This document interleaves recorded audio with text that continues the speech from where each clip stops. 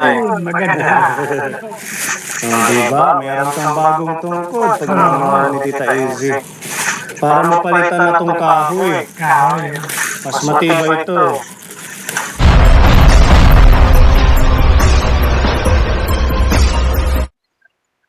Okay, so hello po sa lahat at welcome sa aking channel.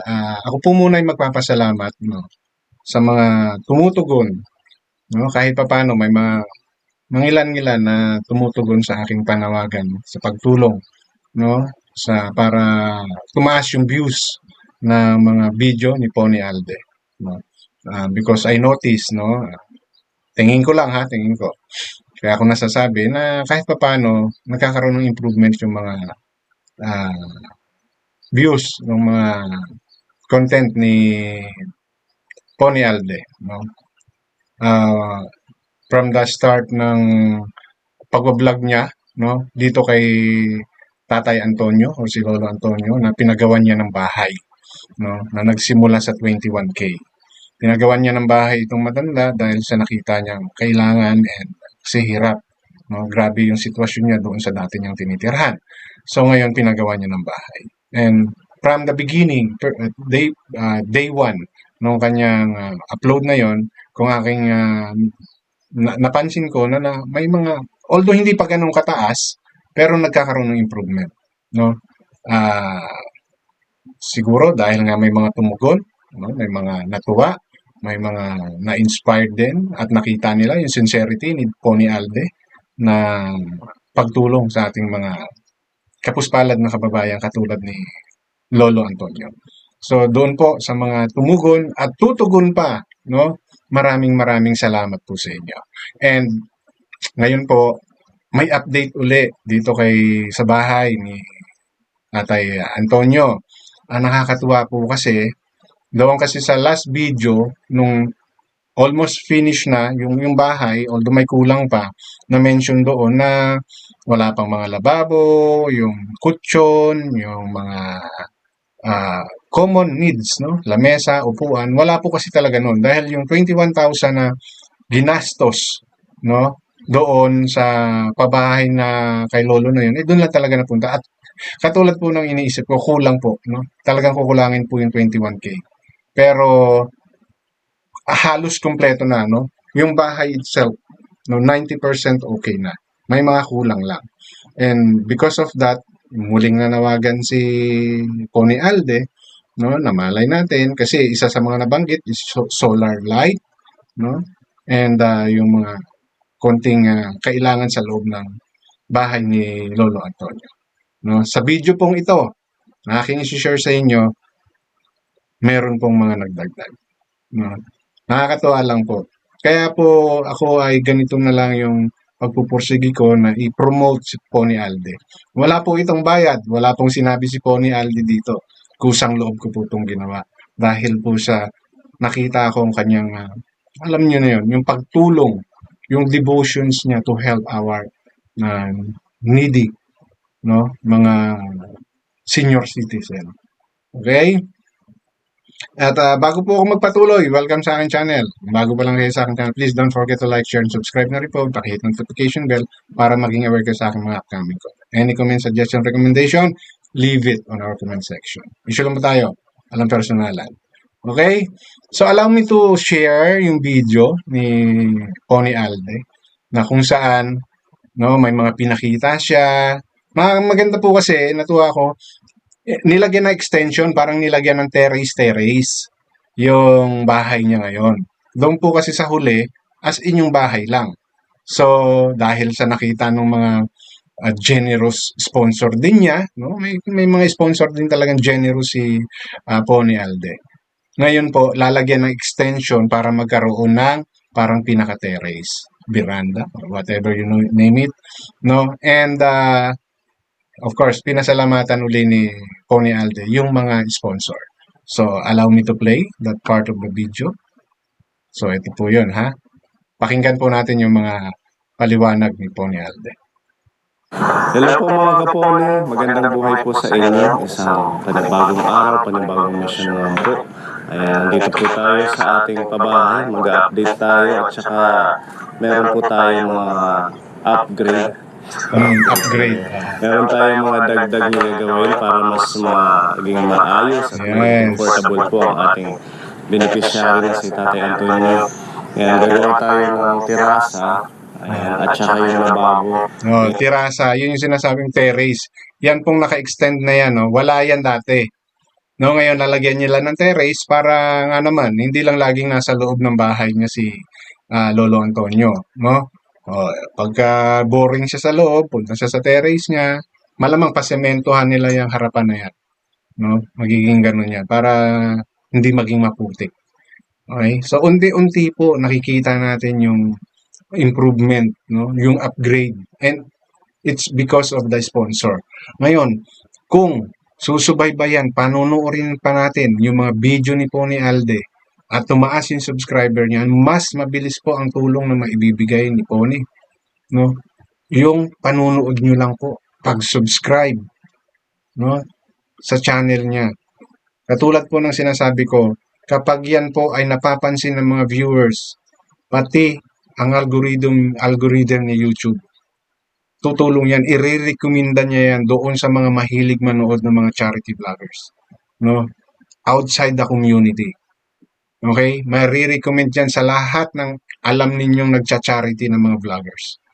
So, yun po yung kaigihan ng panunood po, yung maging viral yung video. Kasi, kung nag-viral yan through the help of the community, mas magba-viral yan kapag napansin ni YouTube.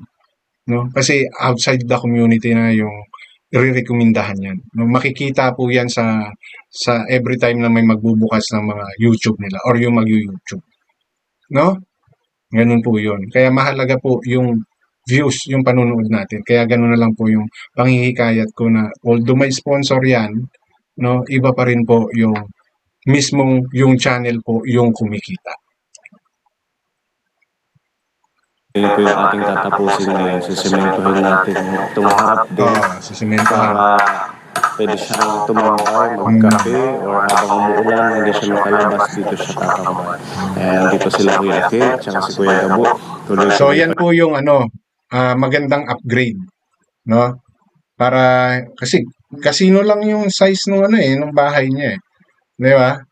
So kung doon ka lang buong araw, maboboard ka rin. 'Di ba? So tama lang na nilagyan nila ng terrace and sementuhin yung harapan. Ano po 'yan? Magandang upgrade po 'yan. Mas magiging maaluan, relax yung buhay ni Lolo Antonio. pa rin tayo sa ating pagpapaganda ng bahay ni Tatay. Ayan, gusto kong pasalamatan ng ating mga titas na nagbigay po ng pampadagdag na pondo para sa pag-ayos po nito ng terasa, ng lababo. Si Tita Imelda, Tita shoutout po, nagbigay siya ng 3,000 kaya makabili tayo ng mga kahoy at saka semento at saka bakal. Ayan po. At saka si Tita Velma, nag-send din po siya ng 1,600. Si Tita Izzy, ayan, nagbigay siya ng 5,000 para sa mga tawag dito mga gamit sa bahay, sa yung phone, bed cover, tungkod ni Tatay kasi yung ginagamit niya payong at saka yung kahoy at saka upuan. So sila Ate Rabi yung nagdadala ngayon silang dalawa ng family. Ayan, maraming salamat din kay Tita Imelda sa actually breakfast na ito kasi hindi pa kami nag-almusal dahil nasa maaga kami pumunta dito kaya tinake out na lang para mas mabilis tayo makapagtrabaho. Nagbigay si Tita Imelda ng 1,000 pesos. Tapos meron din tayo pang lunch galing kay Tita Izzy na 1,000 pesos. And So, kung titingnan ninyo, no, hindi ganun kalakihan yung mga nabibigay ng sponsor. Pero napakalaking tulong po nun, napakalaking bagay po nun. No? Katulad niyan, nagsasakripisyo sila dyan. Yung pagkain na ibinibigay nitong mga sponsor na to, malaking po yun, malaking bagay po yun. No? And mantahan nyo, 3,000 o 5,000 para dyan. Di ba? So, ganun po nila tinitipid. Ganun po, no, pinagkakasya ni Pony Alde. yung nare-receive niya from the sponsor. Ngayon, kung siya mismo, no, maganda yung views ng kanyang content, di ba? Matataas yung mga views. Sure ako ang revenue dyan. Madadagdag, no? Maybe half of it, idadagdag niya dyan para matapos ng maayos yan. Di ba? Kasi hindi lang naman siya dyan nakapokus, may iba pa siyang tinutulungan. No? So, doon po sa patuloy na sumusuporta kay Pony Alde, please continue supporting him. Viewers and sponsors. Kasi nakita nyo naman, no? Di ba? All accounted. Sigurado yan. Hindi yan pag-iinteresan ng vlogger na to. Dahil nakita naman natin kung paano siya ka-transparent. Di ba? So, yung inyo pong pinapakitang suporta, no, sa bawat content ni Pony Alde ay malaking bagay po yun, no, para sa mas malawak na taong kanyang pwedeng tulungan, no? So ilan lang po 'yan, no, sa mga taong tumutulong kay Pony Alde. At nakakatuwa dahil ayan, may mga tumutugon, no, sa kanyang panawagan. Ako nagulat ako na nagkaroon ng terrace. Kasi hindi pa nga tapos yung loob eh. Di ba? Walang lababo. Yung CR niya, alam ko hindi pa totally finish yun eh. No? Hindi ko nakita kung may foul. Okay? Pero wala pa talagang lababo yan. Okay? So, yun po. No? And, ito po, yung another video na kung saan pinakita naman ni Pony Alde, no, yung mga binigay ng isang sponsor. Okay? So, allow me to play that portion. Po Ate Jen. Meron siyang mga biskuit pala. Oh, may kape. Mga noodles. Bigay si Ate Jen. I-follow nyo ka po si Ate Jen. Andito yung ano niya. Page niya. Mabait na kaibigan. Ayan. So ito, yung isa sa pinopromote ni Pony Alde na sponsor niya rin, no, yung Ate G.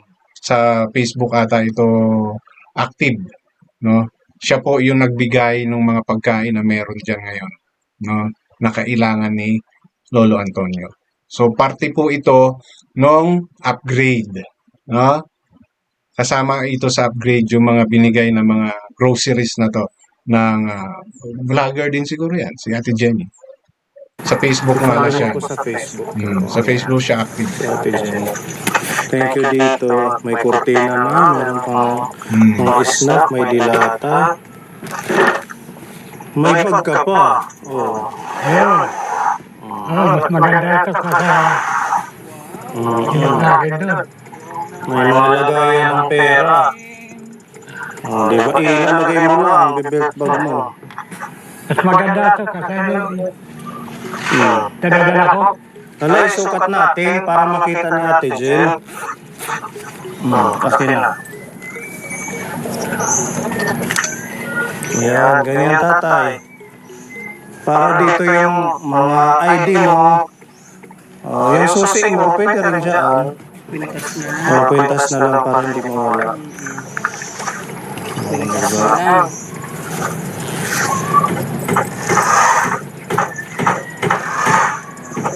Ayan, para safety.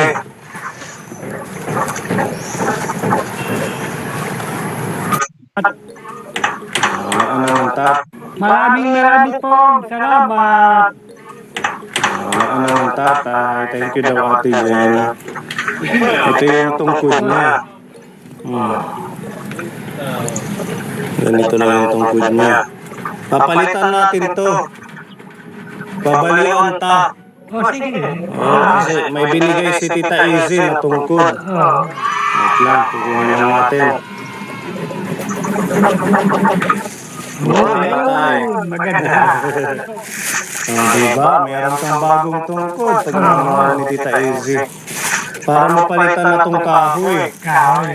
Mas matibay ito.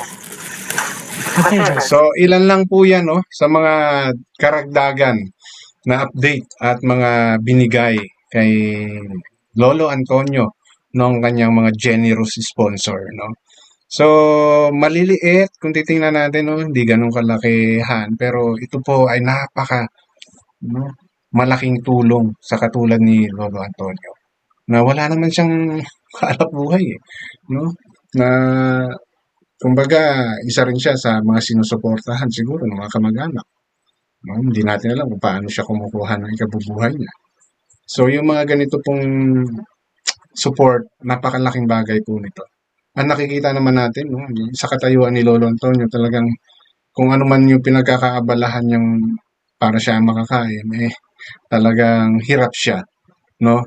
Tapos, hindi ka pa makakatulog ng maayos sa gabi, wala kang maayos na tulugan. Di ba? Parang grabe yung dadanasin mo. Hirap, di ba? Pero dahil sa tulong ni Pony Alde at ng mga sponsor niya, eto, kahit papano, nabigyan siya ng ah, medyo sabihin na natin komportabling matutulugan. No? Hindi na po natin alam kung matatapos pa ni Lolo Antonio yung taon na to. So, di ba? Yung mabigyan siya ng kahit papano marangyang buhay, no? Na mai-enjoy niya kahit papano, napakalaking bagay po nun. So, yun po yung aking parang inspirations kung bakit gusto ko pong i-promote yung mga katulad ni Pony Alde dahil sa mga taong tinutulungan. No? Kumbaga, these are common needs nating mga tao, no? Pero wala si Lolo nito, wala si Lolo Antonio nito, 'di ba? At para sa kanya ito po ay napakalaking bagay, no? Kinokontrol lang ni Lolo Antonio yung emotions niya kasi baka kung mapano siya, no? So, pero yung saya, no, na nararamdaman niya, sigurado ako, lubos-lubos po yun. At dahil po yun kay Pony Alde at sa mga sponsor nila. So, suporta po ang kailangan ng channel ni Pony Alde para po mas maging ah, malawak, no? Lumawak po yung kanyang taong matutulungan. Okay? At mangyayari po yun kung patuloy po natin siyang susuportahan sa lahat ng mga content na ina-upload niya. Okay? So, panoorin niyo po, no? Maganda pa po 'yan. Marami pa pong mga yung foam, nandiyan na yan, papasok na yan, inaayos na. So, allow me to play a few of it, no? Gamit sa bahay ni tatay. Ayan, nilalagay na po yung foam, yung mga gamit, no? Sakto lang. Hmm. Sakto lang lapad at saka Oh, may unan siya. Kasi yung unan ni Lolo, galing po basurahan ata yun. lambot ng puno. Talagang mas lalo makakapayan si tatay ng ayos. So, yan po, no? Ilan lang yan, no? Sa mga ibinigay para kay Lolo Antonio. So, panoorin niyo po, no? Yung video na to. Ang ganda po itong mapanood. Para po mas lalong ma-inspire yung mga taong tumutulong at sumusubaybay dito kay Pony Alde at kay Lolo Antonio. Okay, so hanggang dito na lamang. Maraming salamat.